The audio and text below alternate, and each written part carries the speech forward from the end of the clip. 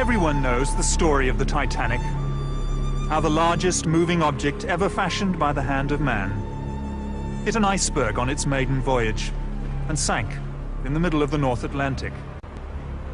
1,500 lives were lost. The tragedy has been well documented in books and on film. No matter how often the story is told, it never fails to capture our imagination. Yet, it is a story that has left many questions unanswered. Now, for the first time, we take a fresh look at some of the mysteries surrounding the Titanic and reveal evidence that leads to a compelling and shocking hypothesis: that the ship that plummeted 2 miles to the bottom of the sea was not the Titanic, but its sister ship, the Olympic.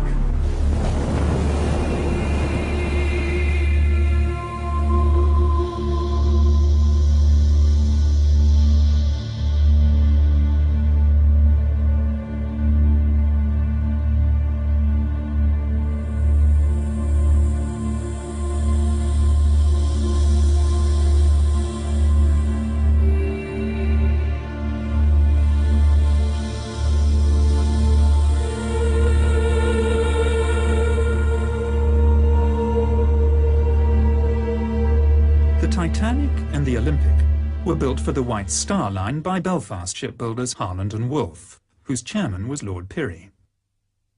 Harland and Wolff built ships almost exclusively for the White Star Line, which was acquired in 1903 by American financier J. Pierpont Morgan's International Mercantile Marine. This was part of a drive to create a monopoly on the lucrative North Atlantic passenger trade. Chairman of the White Star Line was J. Bruce Ismay. It was in fact Lord Pirrie who was responsible for bringing together Morgan's money and British engineering excellence. Over dinner at Pirrie's London residence in 1907, Lord Pirrie and White Star Line's Bruce Ismay conceived the idea of building 3 luxurious superliners. First the Olympic, then the Titanic, and finally the Britannic. The first of the new ships, Olympic and Titanic, were to be virtually identical. This represented the White Star Line's survival strategy in the highly competitive North Atlantic passenger market, while also ensuring a bright future for the Harland and Wolff shipyard.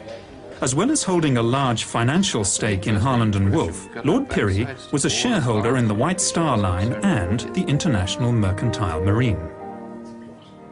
Almost all passenger liners on the North Atlantic route in the early part of the 20th century were immigrant ships. In poor condition, many were known as coffin ships, and their owners blatantly overloaded and overinsured their vessels. In fact, it was an industry noted at the time for fraud. On the 14th of June 1911, the Olympic made her maiden voyage under the command of Captain Edward J. Smith, Commodore of the White Star Line. Then just a week later, still under the command of Edward Smith, the Olympic was involved in a stern collision with the tug O.L. Hallenbeck in New York, an accident that nearly caused the tug to sink. Barely 3 months later, on the 20th of September 1911, the Olympic, still under the command of Captain Smith, was involved in yet another collision, this time with the British warship HMS Hawke in the Brambles Channel in Southampton Water. It was a serious collision, which was to seal the fate of the Olympic. Pulled in by the suction from the Olympic's great propellers, the Hawke is irresistibly drawn towards the larger vessel, and the 2 ships collide. The Hawke's underwater ram and bows strike and penetrate the starboard side of the Olympic, causing a triangular hole several meters high, and an even larger hole below the waterline. Any accident involving a Royal Naval ship was investigated by the Admiralty, who, not surprisingly in this case, found that the Olympic was at fault, even though the evidence, including eyewitness accounts, suggested otherwise. As a consequence of this ruling, the White Star's insurers declined to pay out on the claim. The damage done to the Olympic was severe. Besides being holed both above and below the waterline, she sustained numerous other injuries, including steel frames buckled, Thousands of rivets popped, steel plating dislodged over 4 decks, and distortion to the starboard propeller and crankshaft. To make matters worse, the keel was bent, giving the ship a pronounced list to port. Interestingly enough, when 6 months later the ship which came to be known as the Titanic made her maiden voyage out of Southampton, second-class passenger Lawrence Beasley, a science teacher, noted that the ship seemed to have a slight but permanent list to port on the first part of the voyage, a fact noted by several other surviving passengers. The great hull was patched up in Southampton by riveting steel plates below the waterline and reinforcing with wooden beams above. This work took over 2 weeks, suggesting just how serious the damage was. In October 1911, with these temporary repair works in place, the Olympic then limped back to the Harland and Wolff shipyard in Belfast for more permanent repairs to be done. In fact, some of those temporary repairs failed during the voyage to Belfast. By the way, remember that although this is a model of the Olympic, the 2 ships were virtually identical. It's this fact which made a conspiracy feasible, a conspiracy of monumental proportions. The starboard propeller is going to have to be replaced, and the crankshaft is damaged. There's a crack between the arm and the shaft. But worse, the keel is bent. That's going to give her a permanent list to port, and there's no way we can correct that. We're going to have to cut the ship in half, insert a new frame, and then put it all back together again. The job is going to take months, and frankly, for what it's going to cost, I think it's simply a waste of time.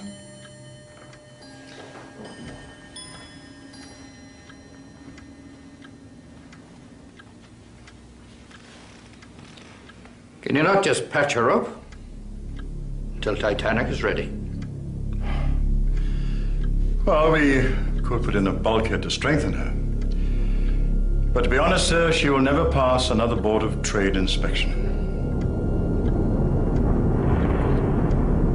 In Belfast, the Titanic was nearing completion, but all work on her stopped so that every effort could be put into the repair of the Olympic. This work took 7 weeks instead of the 2 weeks originally planned, and involved replacing steel plates along fully 1/3 of the starboard side of the ship. Another indication that the damage was far worse than was originally thought. Now look at this. This is a film of the Olympic backing out of the dock in New York. You can see where she's been patched up on her starboard side. It's a huge area. And that's just the damage above the waterline. In order to get the Olympic back to sea and earning a profit as soon as possible, the starboard propeller, stamped with the Titanic's number 401 and not yet fitted to the Titanic, was fitted to the Olympic. This is a fact of some considerable significance, as we shall find out later. The Olympic's troubles, however, were only just beginning. After leaving New York Harbor on the 24th of February 1912, she ran over a sunken wreck off the Grand Banks and threw a propeller blade again on this starboard side. The loss of the propeller blade shock-loaded the engine and drive shaft and placed enormous stresses on the already weakened liner. She limped back to Southampton on only one engine, arriving there on the 28th of February. By the 2nd of March, she was once again in the Thompson dry dock in Belfast, having her propeller blade replaced. This should have taken only a few hours, but the Olympic was there, in Belfast, until the 7th of March. In Belfast, the Titanic and the Olympic were most often berthed side by side, and were regularly moved in and out of the Thompson dry dock, especially during repairs to the Olympic. On close examination of contemporary archive photographs, it is possible to see the minor differences in design that tell the 2 ships apart. On the forward part of sea deck, Olympic was built with 16 portholes. The Titanic with 14. Somewhat mysteriously, the Titanic has acquired 2 extra portholes between its launch and its maiden voyage. This clearly points to the possibility that the 2 ships were switched. At the time of Titanic's launch, the windows on B deck are clearly discernible as being evenly spaced. Yet at the time of her maiden voyage, they have taken on a distinctly uneven appearance. And whereas the Olympic had been opened to the public for inspection in Belfast and Liverpool, Titanic was not. That first week in March 1912 was the last time that the Olympic and Titanic were together in Belfast. The twin ships side by side on the River Lagan. And that was when the decision to switch them could have been made. You can't be serious.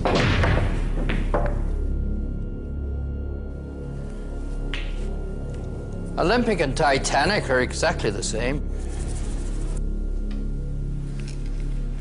No one will know we've switched them when they get back to work on Monday morning. We'll just swap the names. Everything else is standard White Star issue.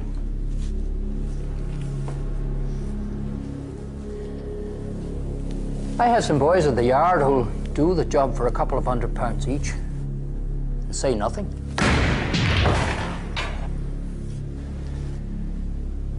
We'll never get away with it. If word of this gets out... It's either that, Ismay, or we both go down. White Star Line and this yard. There's got to be another way. There isn't. We have no choice. Right. That's it then.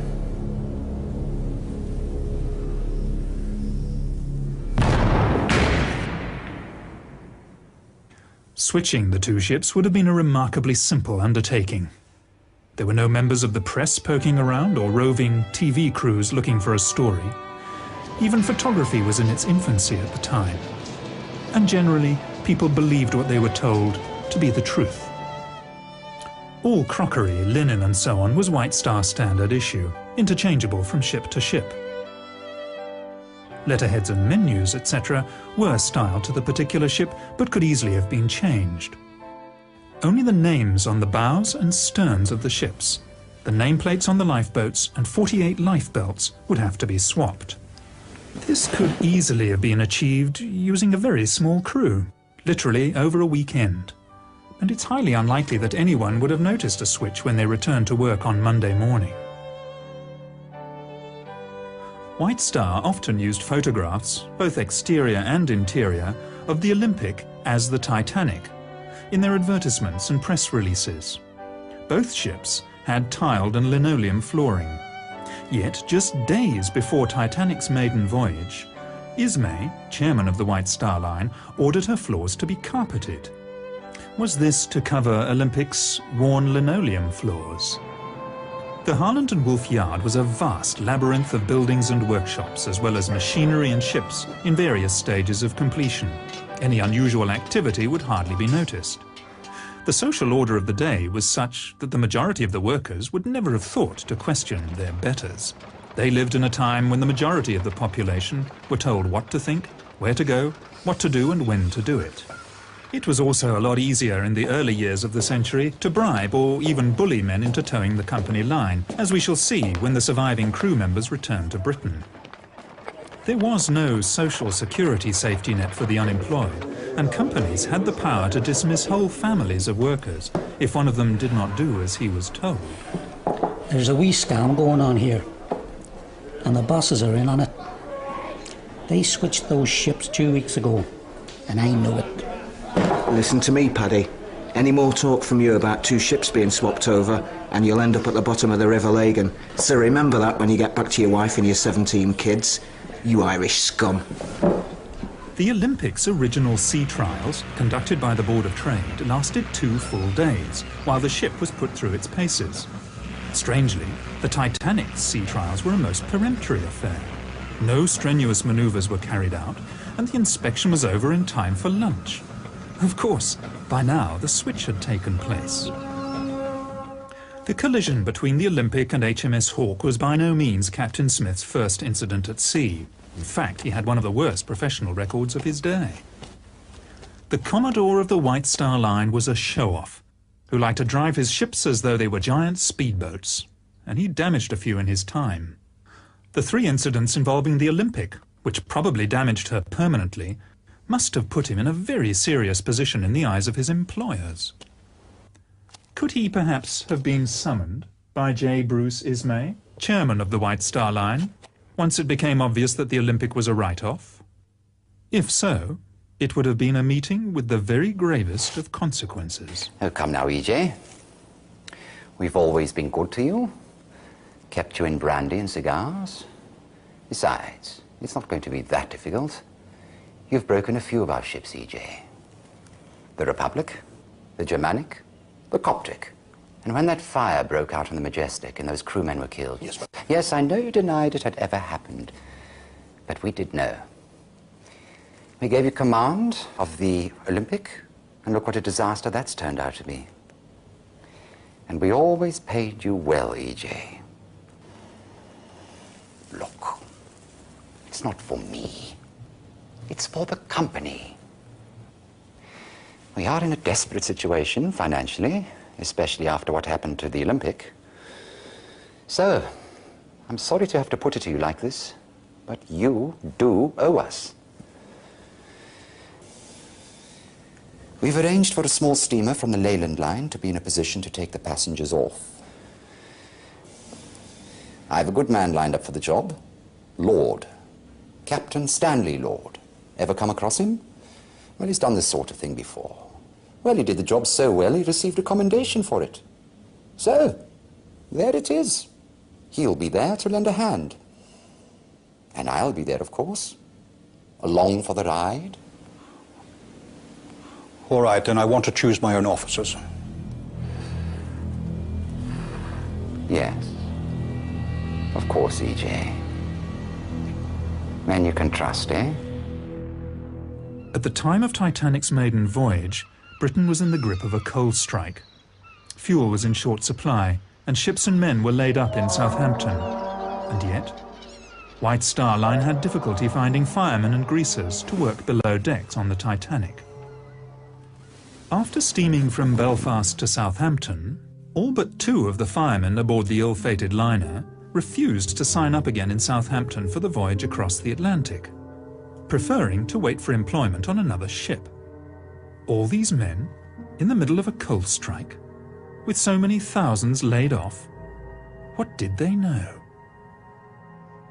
Shortly before Titanic sailed, Chief Officer Wilde, who was to lose his life 3 nights later, wrote a letter to his sister, in which he said, "I still don't like this ship." Strange thing for a man to say, who had just set foot on board the day before. Unless, of course, he realized he was actually on his old ship Olympic. It's strange to think that as the Olympic, now renamed the Titanic, was preparing to make her second maiden voyage, the ship that started out life as the Titanic and was now called the Olympic had to enter her working life with no fanfare at all. The Olympic's original maiden voyage was fully subscribed, whereas her second, this time as the Titanic, was only about half full, and that in the middle of a coal strike when passengers were queuing up to get to America. First-class passengers on other White Star ships were only offered second-class berths on Titanic, even though we know that first-class cabins were available. It's almost as though White Star Line didn't want that many people on board. By the way, when I refer to the Titanic from this time on, I want you to remember that I'm actually talking about the ship that started out its life as the Olympic, but which we believe by this stage had been switched and taken on the identity of the Titanic. The coal strike is important for another, possibly more sinister reason. Most other ships were desperate for coal, and passengers and cargo destined for the New World were stuck in Europe. Yet, the Leyland liner Californian, under the command of Captain Stanley Lord, left the port of London on the 5th of April, 1912, just 5 days before Titanic's departure from Southampton, not only fully coaled, but apart from her own crew, empty of passengers. With more than enough coal to get her to the United States, she headed off into the middle of the Atlantic at full speed, empty, apart from a cargo of woolen sweaters.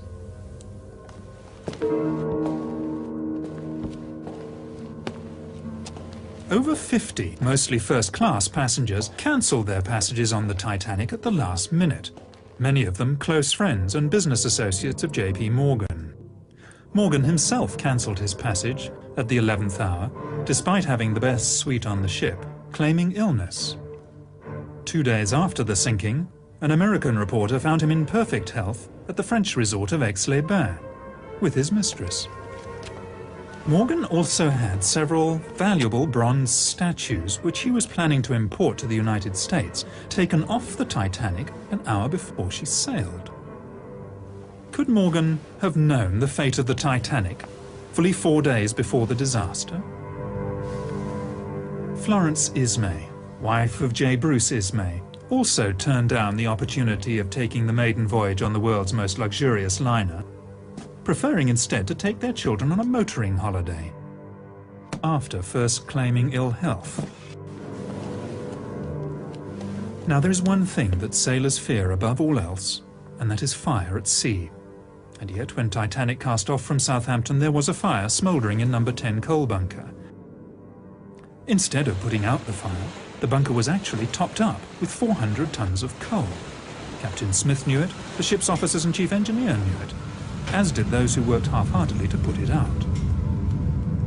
The fire that had been smouldering in coal bunker number 10 had been smouldering for a week, and yet it was kept from the Board of Trade Inspector Maurice Harvey Clark, who at the British inquiry denied all knowledge of it.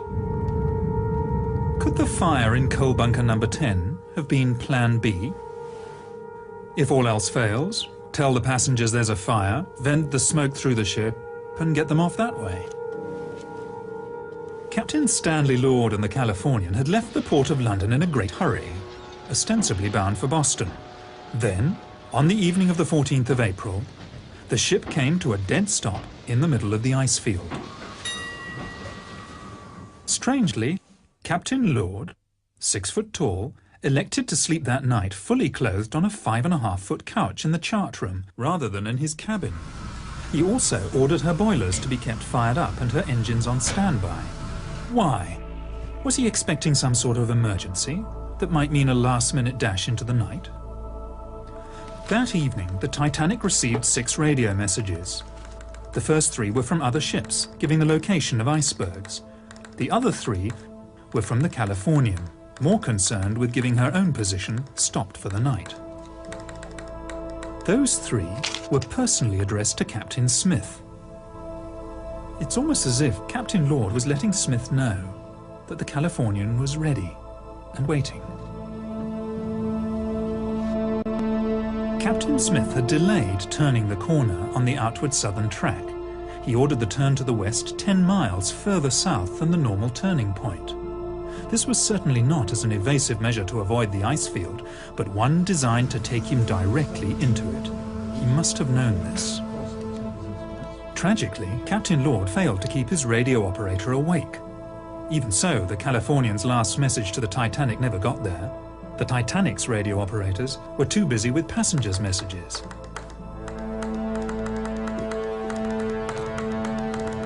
It was standard practice of the day for captains to run their ships at full speed through the ice field.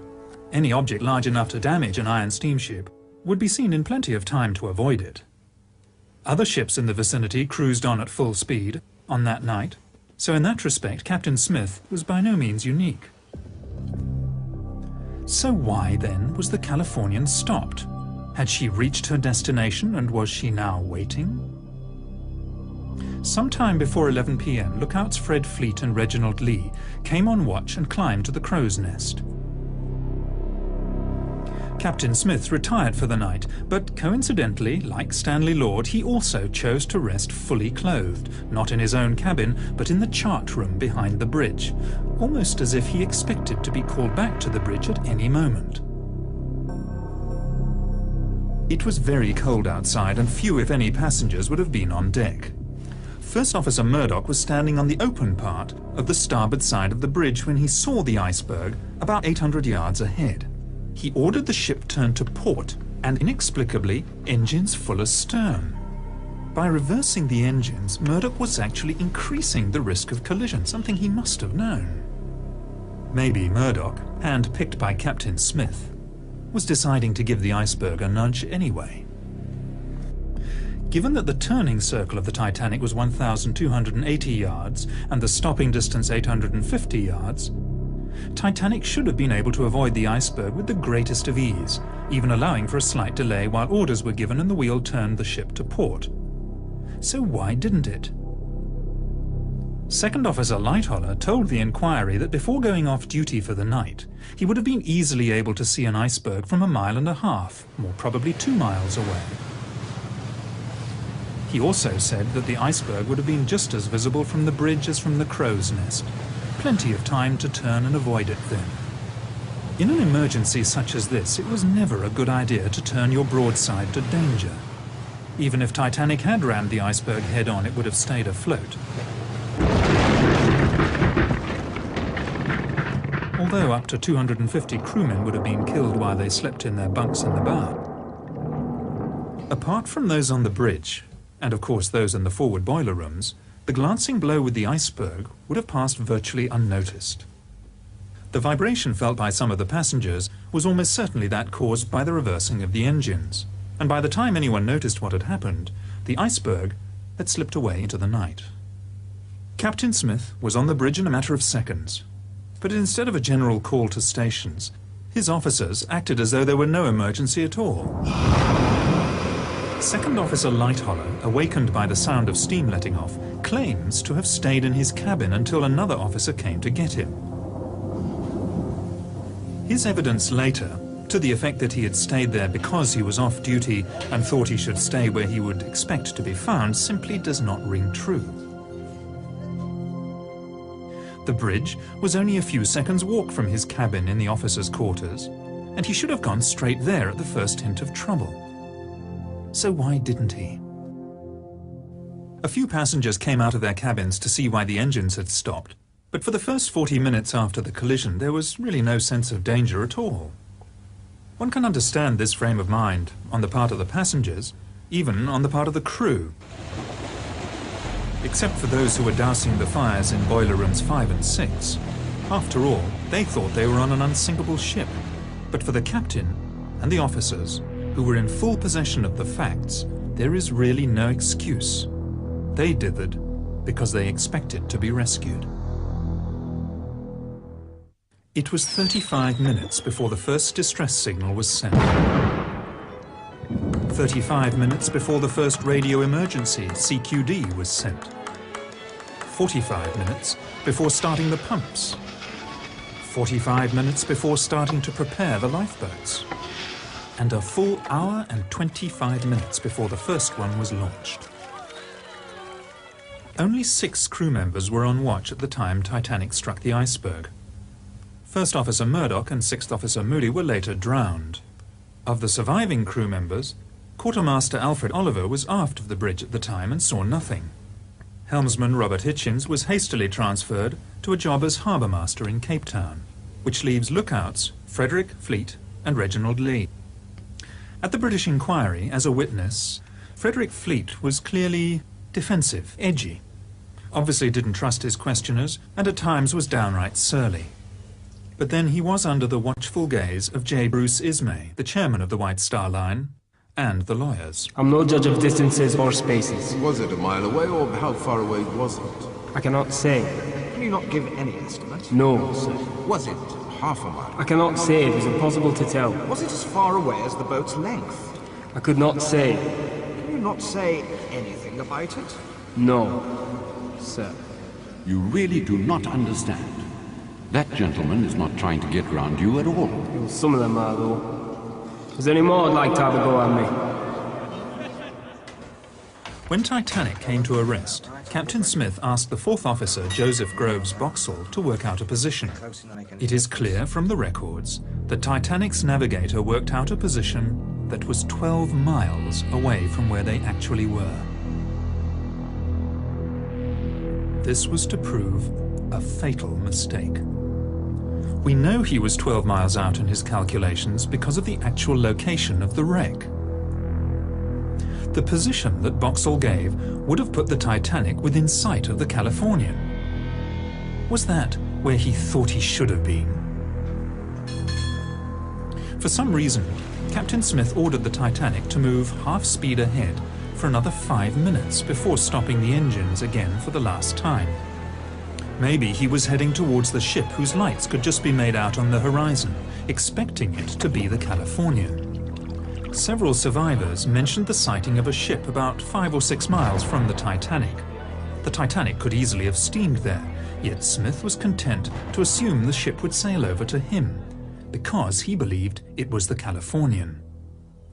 At this point, let's examine what's happened so far. A stricken ocean liner is dead in the water. A rescue ship, the Californian, is standing by. Messages have been sent to Captain Smith from the Californian, stating exactly where she is waiting. Captain Smith can see a stationary ship on the horizon, and having received inaccurate information from 4th Officer Boxall as to his position, he assumes it's the Californian and everything's going according to plan. At about midnight, the Titanic started sending up her distress rockets, red, white and blue. Rockets could also be seen from the bridge of the Californian, and this was duly reported to Captain Lord. Captain Lord asked what colour the rockets were. In fact, over the next 2 hours, Lord repeatedly asked his officers about the colour of the rockets. Was he expecting to see red or blue signals? Very likely. But whether he was or not, the answer from the bridge was always the same. Only white rockets could be seen. He therefore, rightly, assumed that the rockets were not coming from the Titanic. Survivors reported that the rockets launched from the bridge of the Titanic soared up several hundred feet into the night sky, bursting with an ear-splitting report.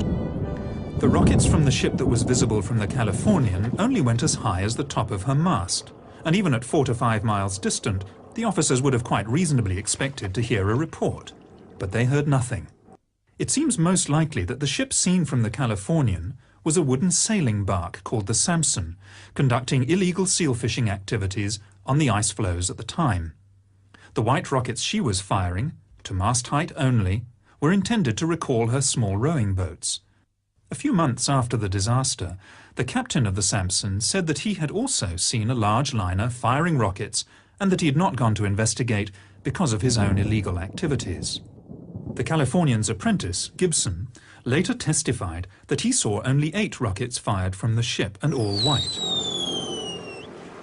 The Titanic had fired at least 18, possibly as many as 22, and had included red and blue.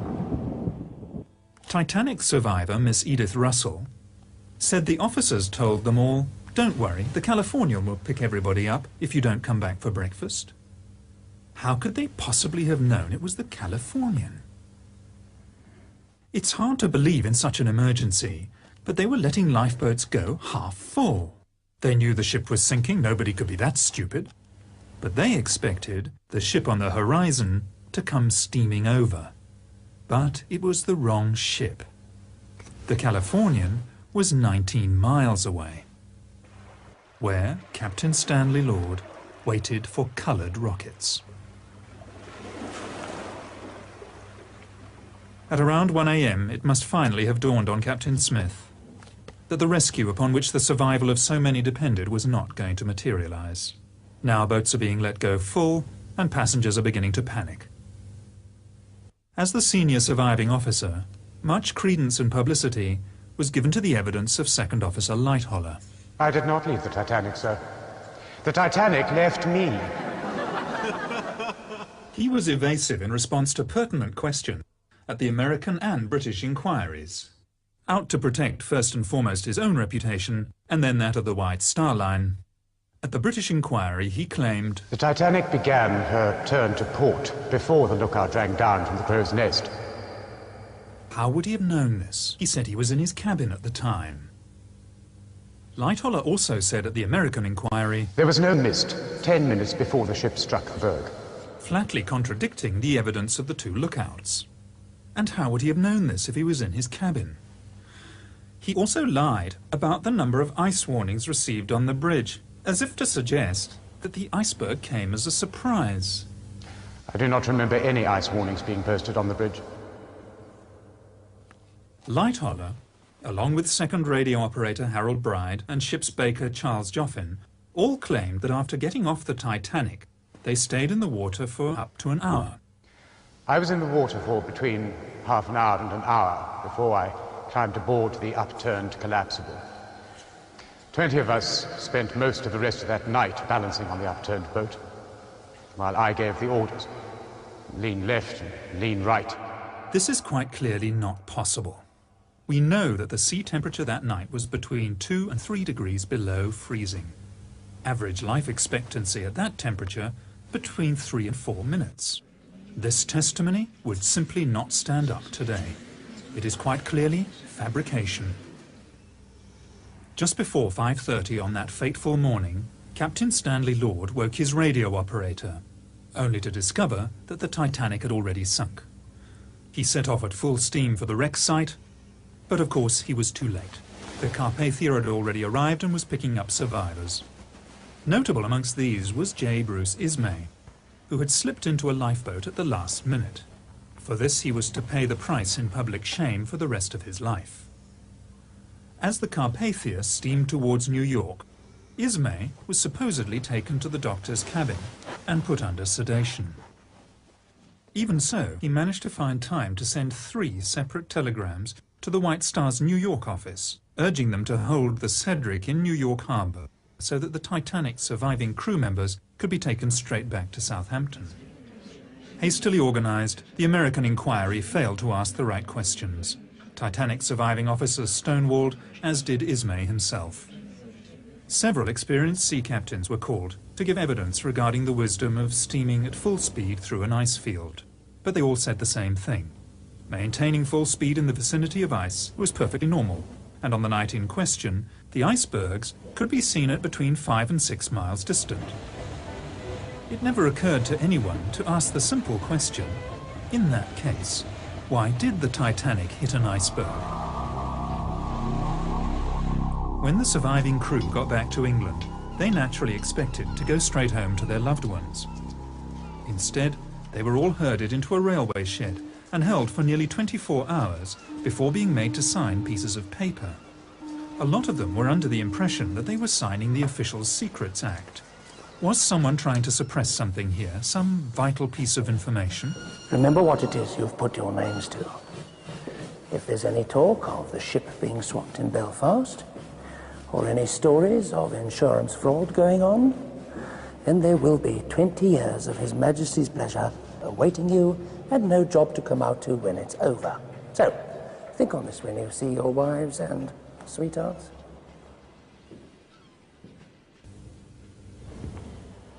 Ismay, Lightoller and the other surviving officers all came back to England on the steamship Adriatic. There can be little doubt as to the main subject of conversation on their voyage. They were all to be star witnesses in the forthcoming British inquiry.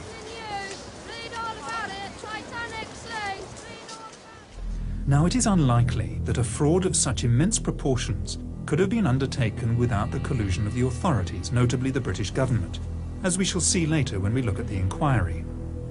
In fact, it makes perfect sense for the government of the day, under Prime Minister Lord Asquith, to have colluded in a cover-up.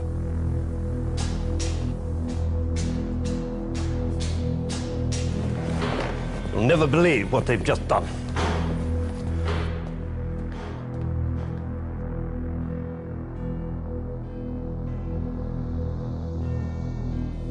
How many? I'm told 1,500. The position is simply this, Prime Minister. The White Star Line is on the verge of bankruptcy. Now, if White Star were forced to go into liquidation, La Harland and Wolfyard in Belfast would also be placed in a very precarious position, perhaps even forced to close down. Now, that means that 20,000 men will be laid off, not to mention the effect on all the subsidiary and dependent industries. Quite frankly, it is a political situation we cannot afford, Prime Minister.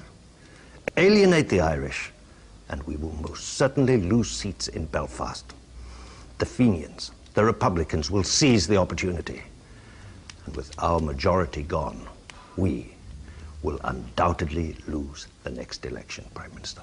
There is the chance of a blunder here of unprecedented proportions. We are going to have to go along with this, Prime Minister. I will not see a stain put upon the British government, not for the White Star Line, Not for Holland and Wolff, not for the Irish, and certainly not for the interests of J.P. Morgan. I would also remind you, Prime Minister, that as part of the arrangement for an American company to acquire the White Star Line, J.P. Morgan agreed that this government could requisition his ships as Royal Naval Reserves should the need arise. I would also remind you, Prime Minister, that the situation in Europe is becoming ever more doubtful. If the White Star Line were to go into liquidation, the major creditor would be J.P. Morgan himself. Now, as both owner and banker, he would certainly exercise his rights to seize his assets. And we would lose all those ships, Prime Minister. It's a sad day for England, when the policies of a British government are dictated by greedy and ruthless businessmen. And if it ever became public... Doubtless you have someone in mind to run the show? Yes. I thought we could bring Mersey out of retirement. He's reliable, he knows how the system works, he's discreet, and he will do what needs to be done. My son is called to the bar. I would be more comfortable if he were there to keep an eye on things. Of course, Prime Minister, we'll find employment for him in the Attorney General's office. Very well, then. But neither I nor the administration know anything about it. Prime Minister. So, the Board of Trade inquiry was to be conducted by Lord Mersey, President of the Board of Trade and no stranger to the art of cover-up.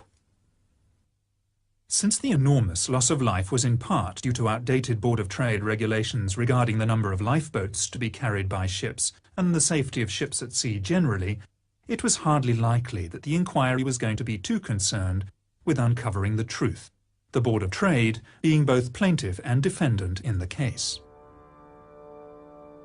The hearings were held at the Scottish Drill Hall in London, where the acoustics were so bad that spectators in the public galleries found it difficult to hear everything that was said.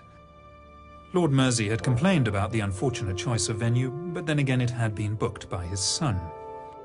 Harold Sanderson, representing Harland and Wolff, repeatedly made the mistake of referring to the Titanic as the Olympic.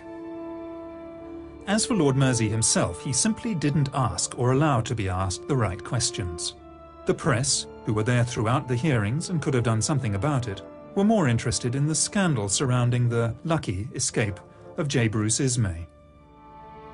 Other expert naval officers told Lord Mersey that even on a moonless night there'd be no difficulty spotting an iceberg from as far away as 6 or even 10 miles.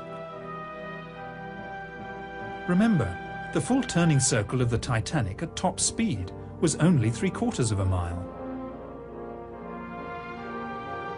The whole British inquiry was a whitewash. Captain Smith would not be blamed because he was no longer alive and could not defend himself. The lookouts were not to blame. The design and construction of the Titanic was not to blame. Neither were her officers or her owners. In fact, no one was to blame, except Captain Lord. Captain Lord stood alone. If Lord Mersey heard anything at the inquiry that he didn't like, he simply ignored it. She looked like a small tramp steamer about 5 miles away. They were firing rockets just after midnight. Altogether, she fired 8 rockets, and all white, and rose no further than the masthead. I think we are all of the opinion that the distress signals, which were seen from the deck of the Californian, were in fact the distress signals from the Titanic. I went down below to Captain Lord, who was sleeping in the chart room. He asked me again if I was sure there was no color in the rockets. So I said, no, they were all white. I think the onus of proof in this matter is upon the Californian. That it will be for the Californian to satisfy us that they were not the signals of the Titanic. Whenever a Titanic survivor referred to the mystery ship that they'd seen on the horizon, as often as not, Lord Mersey would interject with, "You mean the Californian?" There was barely an attempt at cross-examination, and, as happened so often, Captain Lord declined to defend himself. Perhaps out of fear that he might reveal his part in the conspiracy. Furthermore, When the inquiry heard from passengers who'd been aboard the Mount Temple that they'd actually seen the Titanic on the horizon and were even close enough to hear the last 2 reports of her rockets, Lord Mersey repeatedly interrupted them. You do not give me the answers that please me. Of course, if Lord Mersey was a party to the cover-up, he would have known about Captain Lord's secret mission and of how the rescue plan failed, largely because of circumstances outside Captain Lord's control. And yet, Lord Mersey repeatedly interrupted the testimony of Californian's officers and instead accepted evidence against Captain Lord that would have been laughed out of court under normal circumstances. Was Captain Lord being made a scapegoat because he had failed to do what he'd been engaged to do on the night of the disaster? Of course, by highlighting Lord and the Californian, Lord Mersey was drawing attention away from rather more sensitive issues. Titanic's bulkheads should have gone 1 deck higher. It was the Board of Trade's own regulations that allowed Titanic to go to sea with too few lifeboats, and the Board of Trade's inspectors who had been so ready to sign the ship off as fit to go to sea in the first place. Titanic cost $10 million to build, and as a brand new ship would have been insurable for that amount and more. The Olympic, on the other hand, damaged beyond economic repair, would only have been insurable for a much smaller amount.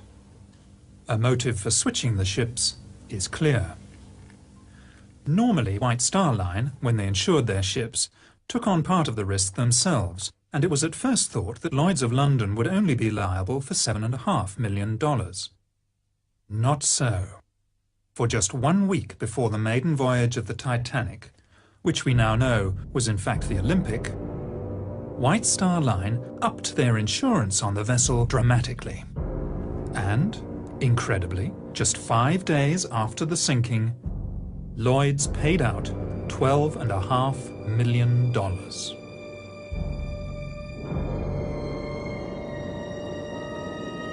Although 3/4 of a century at the bottom of the Atlantic Ocean did not exactly preserve Titanic in museum-like condition, there is enough left of the wreck to give us more than just an idea of what really happened.